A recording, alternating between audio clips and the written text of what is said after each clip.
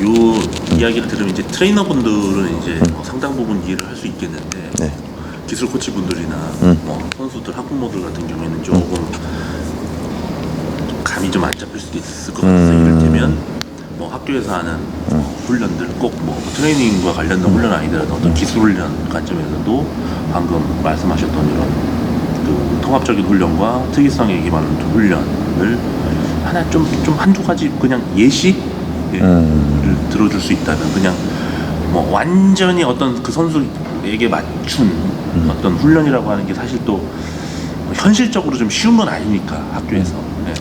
예를 들어서 한 다리로 이렇게 데드리프트나 네. 한 다리 스쿼트를 많이 해요. 왜냐하면 지면을 누르는 힘이 그렇죠. 중요하다. 네. 혹은 근데 그러면 그 지면을 누르는 힘이 중요하고 그 움직임이 투구 패턴이나 타자 패턴 언제 쓰이느냐. 그게 만약에 미디움 중간 포지션이다 라고 하면 그 앞과 그 뒤를 연결할 수 있는 포지션에 대한 훈련도 필요하다는 거죠.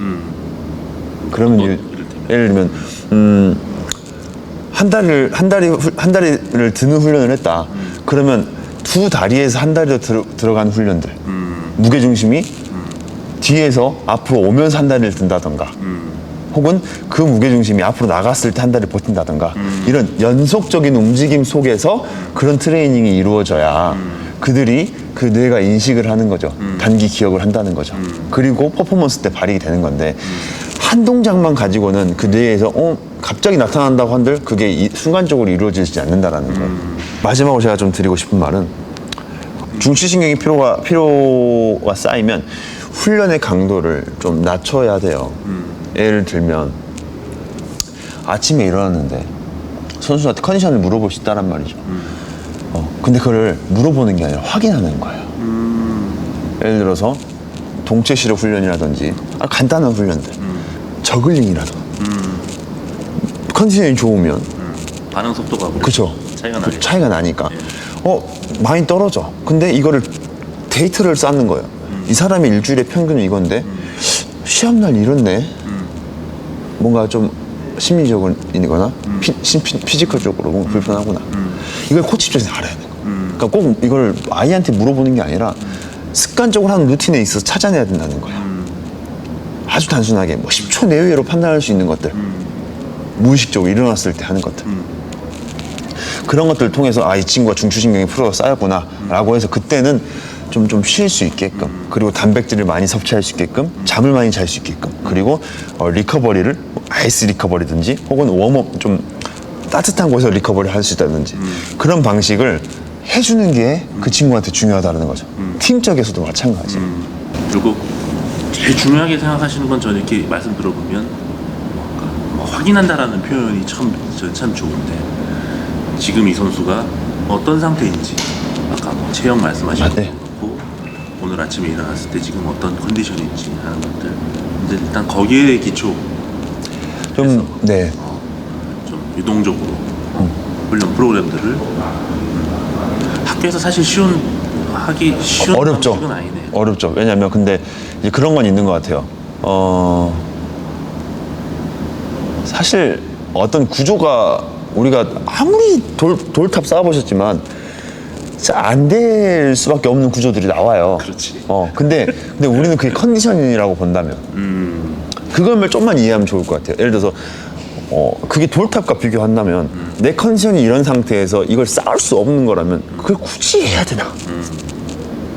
그걸 굳이 어떻게 쌓아서 한다는 거지?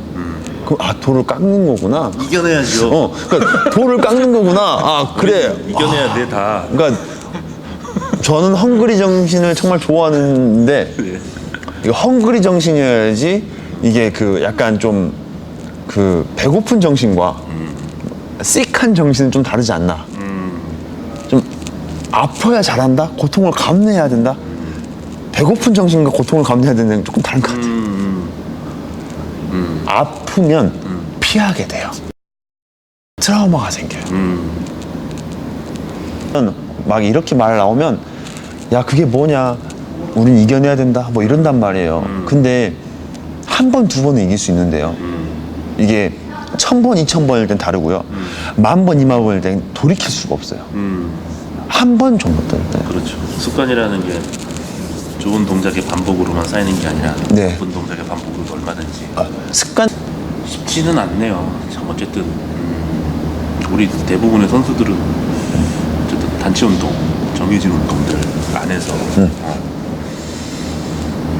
자기 그 안에 들어가서 어쨌든 동작을 펼쳐볼 수밖에 없고 거기에 또 일탈해가지고 어떤 그때 자기 어떤 컨디션이나 이런 거에 상황에 맞게 뭔가를 한다는 건 사실은 좀 금기시되어 있는 그런 문화 속에서 그렇죠. 그게 어려운데 분명히 저는 앞으로는 바뀔 거라고 생각을 하고 있고 그걸 실현하려고 하는 트레이너들의 움직임들이 많이 보이기 때문에 저는 그들을 응원하고 또 뭐 그렇지 않는 사람들이 있다면 좀 더 많은 대화와 또 어떤 충분한 어떤 증명들로 그 문화들이 조금씩 변화될 거라고 저는 생각을 하고 있습니다. 그런 희망을 갖고 살고 있어요. 그래야지. 이번에 저도 뭐 미국에 잠깐 건너가가지고 뭐 마이너리그 경기, 고등학교 경기, 뭐 이렇게 몇 경기 이렇게 보면서 느낀 게 워밍업을 너무- 단체로 안 해. 다 다 그냥 저쪽에 그냥 뭐 뒹굴뒹굴 하는 놈부터 맞아, 여기서 진짜. 뛰고 있고 여기서 캐치볼 하고 있고 그러니까 각자마자 다 그냥 그게 아마 우리나라 이 시선으로 보면 그냥 개판 5분 전이야.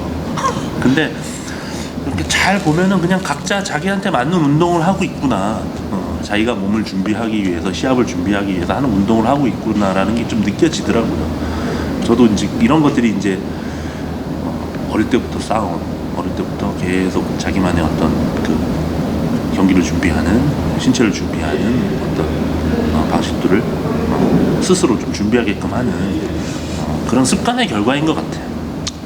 그런 것 같아요. 우리는 좀 이렇잖아요. 문화가 그런 것 같아요. 한국 같은 경우는 오면 스트레칭 시작 이건데 미국 같은 경우는 자 스트레칭 해왔으니까 운동을 시작하자. 네. 이렇게 우리나라 선수들도 너무 외국 것만 보거나 일본이나 미국 것만 보면서 따라할 것보다는 네. 자신을 먼저 자신한테 맞추는 게 더 중요하다라고 그렇죠. 생각을 조금 해요. 자기 몸과 자기 상태가 언제나 기준이 돼야 되고 사실은 요즘 같은 시대에 정보 같은 경우는 좀 약간 비판적으로 그러니까 뭐 이렇게 저항하는 그런 차원이 아니라 이런 게 있구나 하지만 좀 해보고 뭐 또 트레이너랑 코치랑 상의도 해보고 나한테 안 맞으면 그냥 아무리 제 아무리 수백 명 수천 명이 하는 운동이라고 해도 네. 뭐 기꺼이 버릴 수 있는 그런 태도가 좀 필요하는 시대인 것 같아 지금.